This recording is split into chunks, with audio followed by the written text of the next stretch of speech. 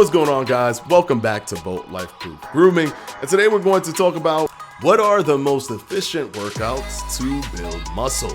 Without any further ado, let's jump right into it. Now, this is something that a lot of people are very interested in almost all the time when doing fitness. It's just an interesting topic because it's a very difficult thing for a lot of people to achieve, especially someone going into the gym for the first time. They might get that initial newbie gains, or like the shock to your system that allows for some muscle building right at the beginning, but then there's a tailoring off event that starts to take place as your body gets used to the fact that you're working out.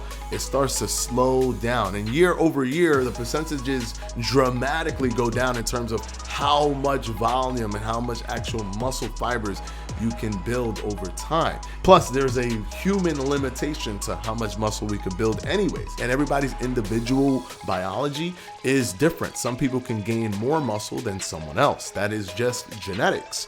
But there are the best practices for how to do this and be as efficient as possible. And all the studies lined up with the best randomized controlled trials and meta-analysis show that the best thing to do is to do compound movements. For example, bench pressing just doesn't trigger one muscle group.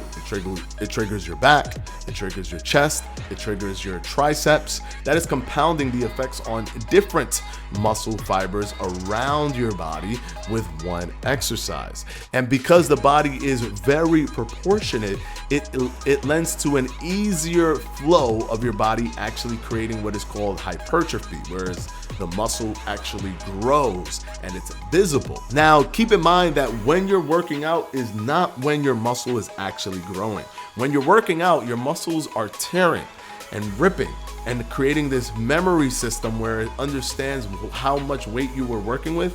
And during your rest periods, it starts to try to repair the muscle fibers one by one, but it understands that it needs to add a few more muscle fibers to deal with the weight that you were giving it before. This is how hypertrophy starts to happen. Now, this comes from amino acids, which come from protein, which is why you need to consume protein. Because even if you're working out, there are limitations if you're not taking in the allotted amount of protein that you need for those workouts. Now, the studies show that it is recommended that you take 0.7 grams of protein per lean mass. So remember, whatever your weight is on the scale is not your lean mass. That scale is going to have water weight, is going to have body fat mixed into it. You need to figure out what your lean mass is and then consume 0.7 grams of protein per pound of lean mass. And this will give you the necessary amount of protein that can be converted into amino acids, which is the building blocks for your muscle. That's what actually allows your body to create more muscle fiber. So that part is super important. Don't just think that it's in a vacuum where because you worked out and because you're increasing weight, you're doing progressive overload, therefore you're going to build muscle. You have to have that dynamic of consuming the allotted amount of protein. But once you do that, focus on compound movements: deadlifts, pull-ups, push-ups, bench press, dips, squats.